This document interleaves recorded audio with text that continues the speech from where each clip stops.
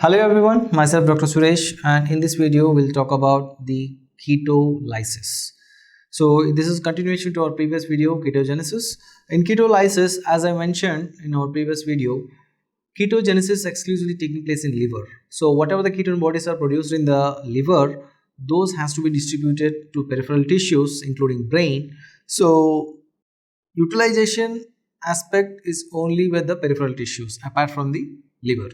So the ketone bodies are formed in liver, but they are utilized by extrahepatic tissues. So the reason what I've told you, concern ketone body utilization enzyme present only in extrahepatic tissues, not in liver. So the absence of particular enzyme, liver, makes the liver not to utilize ketone bodies. Okay, so the heart muscle and renal cortex prefer ketone bodies as glucose as a fuel. Okay, heart muscle and renal cortex prefer the ketone bodies to glucose as fuel. Tissues like skeletal muscle and brain can also utilize ketone bodies as alternate source of energy if glucose is not available.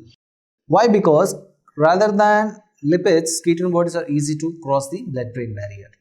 Acetoacetate is activated to acetoacetyl-CoA by thiophorase enzyme. So this is the enzyme which is lacking in liver cells. So that's the reason livers cannot utilize ketone bodies. Okay, thiophorase is the enzyme which is lacking in liver cells. Almost all tissues and cell types can use ketone bodies as fuel with the exception of liver and RBC. So that exception I have told you, liver and RBC, because they cannot maintain the acidic nature of the ketone bodies. Acetoacetate, as I told you, thiophorase, which converted to acetoacetyl-CoA and succinyl-CoA and plus succinate, it converted. Then acetoacetyl-CoA enters into beta oxidation pathway to produce energy. So once this acetoacetate converted to acetoacetyl-CoA, so there is a door opens to beta oxidation. So beta oxidation means lot of acetyl-CoA, enter into TCA cycle. TCA cycle means energy, ATP production. So along with the ketolysis, so what happens if in case of excess of ketone bodies are produced? Okay, so that condition is known as ketosis. Okay, ketosis is nothing but excess of production of ketone bodies. Okay, so in general there will be limited levels of ketone bodies produced by the liver. Okay, but what happened, they can be easily metabolized by the extrahepatic tissues. Hence the normal level of ketone bodies in blood is less than 1 milligrams per deciliter, and ketone bodies are not detected in urine. Okay, but when the rate of synthesis exceeds the ability of extrahepatic tissues to utilize them, then there is a problem and leads to accumulation of ketone bodies in the blood. So this leads ketonemia, that means excess of ketone bodies in the circulation, and ketonuria, excretion of ketone bodies in the urine, and the urine smells like acetone. I mean, like the smell of acetone in the breath, because acetone is the ketone body, okay, so which non-enzymatically produced from acetoacetate, so which will be evaporated or expirated from the lungs. So the acetone smell you can sense in the breath of the concerned person if in case ketosis. Okay, ketosis means high concentration of ketone bodies. So all these together constitute a condition known as ketosis. So formation, utilization, excretion of ketone bodies in overall diagrammatic representation. So liver involved in production, and blood will be transporting ketone bodies, and utilization of ketone bodies by extrahepatic tissues. So you see here acetyl-CoA involved in making of free fatty acids. So these free fatty acids, converted to acetyl-CoA, and excess of acetyl-CoA, alternative way of metabolic pathway, ketone body synthesis. So they form ketone bodies, and ketone bodies will travel into the circulation, reaches to peripheral tissues, I mean extrahepatic tissues. There they undergo degradation, they convert into acetyl-CoA. This acetyl-CoA enter into citric acid cycle and converted to CO2. So acetone in lungs, ketone bodies in urine. So this is the overview of ketone body formation, utilization, excretion. So causes for ketosis. So what are all the reasons behind making of ketosis? Normally, as we said, in a healthy person, ketone bodies are produced in minimal and their quantity is less than 1 mg per deciliter, and you can never detect ketone bodies in urine of a healthy person, right? So now we'll see what are the reasons behind ketosis.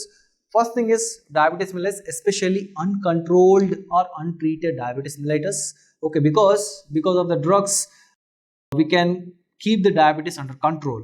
So but in some people who are not under medication, that is known as uncontrolled or untreated diabetes mellitus. So in that condition, as cells are deprived of glucose, so depend more and more of ketosis and provokes the more synthesis of ketone bodies. It leads a condition ketosis. So the deficiency of insulin causes accelerated lipolysis. More lipolysis means more acetyl-CoA. More acetyl-CoA means they cannot accommodate in TCA cycle, so they will be diverted for ketone body production. So more fatty acids are released to circulation.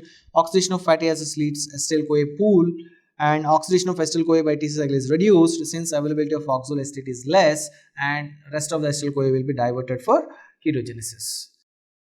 So one more condition, prolonged starvation. Okay, so not like one day, because if you are starving for 1 day, 2 days, your glycogen storage levels are sufficient to compensate the glucose levels. But in case of prolonged starvation, your fatty acid fat stores has to be mobilized, and more fat degradation, more acetyl-CoA, again there leads to formation of ketone bodies. So again, this is also one of the reason behind ketosis. So available oxaloacetate channel to gluconeogenesis, the increased rate of lipolysis to provide alternate source of fuel, the excess of acetyl-CoA is converted to ketone bodies, the high glucagon content favors ketogenesis, the brain derives 75% of energy from ketone bodies under conditions of fasting, prolonged fasting. So hyperemesis like vomiting in early pregnancy may also lead to starvation like condition and may lead to ketosis. So during prolonged starvation and uncontrolled diabetes mellitus, the blood levels of glucagon increased, and the glucagon, which is inhibiting glycolysis, activates gluconeogenesis and activates lipolysis. So huge amounts of lipids are breaking down, and the availability of more acetyl-CoA towards the ketogenesis. High glucagon insulin ratio is potentially ketogenic. Insulin has opposite effect. It favors glycolysis, inhibits gluconeogenesis, depresses lipolysis, and decreases ketogenesis. Obviously, if there is no availability of acetyl-CoA, how come ketone bodies will be produced? The ketone bodies that are produced is regulated at the following 3 levels. So level 1 is like lipolysis. Precursor of ketone bodies are free fatty acids. So mobilization of fatty acid from adipose tissue will influence ketogenesis. If you are having insulin level, enough levels of insulin, which inhibits lipolysis, and whereas glucagon favors lipolysis. Level 2, entry of fatty acids to mitochondria. The mobilization of fatty acids then enters mitochondria for beta oxidation. Carnitine acyl transferase 1 regulates this entry. Malonyl-CoA is the major regulator of CAT1 activity. In diabetes and starvation, glucagon is increased, which decreases malonyl-CoA. This also in regulating the ketogenesis. Level 3, oxidation of acetyl-CoA. As we are all aware, the intermediates of TCA cycle are limited. So excess of acetyl-CoA produced because of beta oxidation, they cannot be accommodated in TCA cycle. Okay, so normally acetyl-CoA is completely oxidized in citric acid cycle. In case of uncontrolled diabetes mellitus and starvation, prolonged starvation, oxaloacetate is channeled to gluconeogenesis. So there is a less availability of oxaloacetate, and hence acetyl-CoA cannot be fully oxidized in TCA cycle. When oxaloacetate is diverted for gluconeogenesis, citric acid cycle cannot function optimally. So thus on one hand, acetyl-CoA is generated in excess, on the other hand, its utilization is reduced.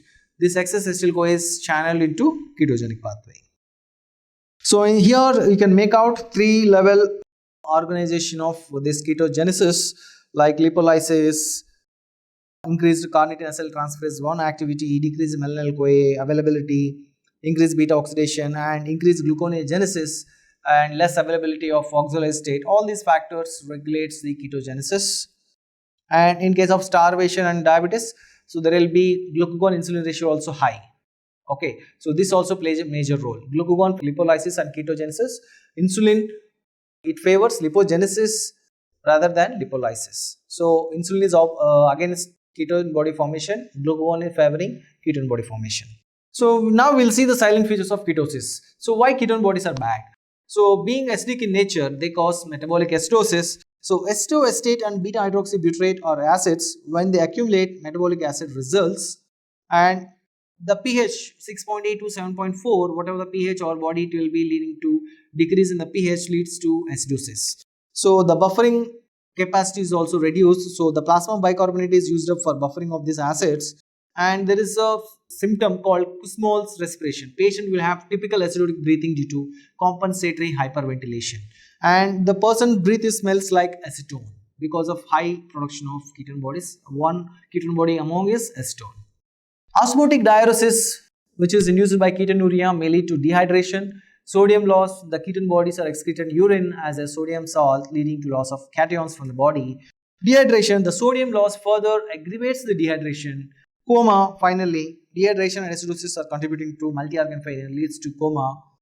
Okay, these are all the ultimate effects of ketosis. Next, so how to diagnose ketosis? The presence of ketone bodies can be established by detection of ketone bodies in urine by Rotheras test, and supportive evidence may be derived from estimation of serum electrolytes and acid-base parameters, glucose and urea estimation.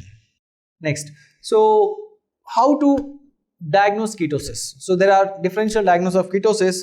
So the urine of patient with diabetic ketosis will give positive Bendix test as well as Rotheras test, because here, as we mentioned, one of the reasons behind ketosis is uncontrolled diabetes mellitus, high levels of glucose in the circulation as well as the presence of glucose in the urine gives Benedict's positive. So if the person is like uncontrolled, so he will be chance of producing ketone bodies. So both glucose and ketone bodies there in the urine leads a condition, diabetic ketoacidosis. In prolonged starvation also, Benedict's may be negative, but Rotheras test will be positive. So it is one significant point. So then how to manage this ketoacidosis? Treatment has to be given like insulin and glucose, and when glucose and insulin are given intravenously, potassium is trapped within the cells, hence the clinician should always monitor the electrolytes. So why? Because there is always sodium potassium exchange along with the glucose, so Simport mechanism and sodium potassium ATPase. So because of these glucose injection, potassium, they will be trapped inside, they cannot move across the cell membrane. So administration of bicarbonate and maintenance of electrolyte and fluid balance are very important aspects in case of managing ketoacidosis.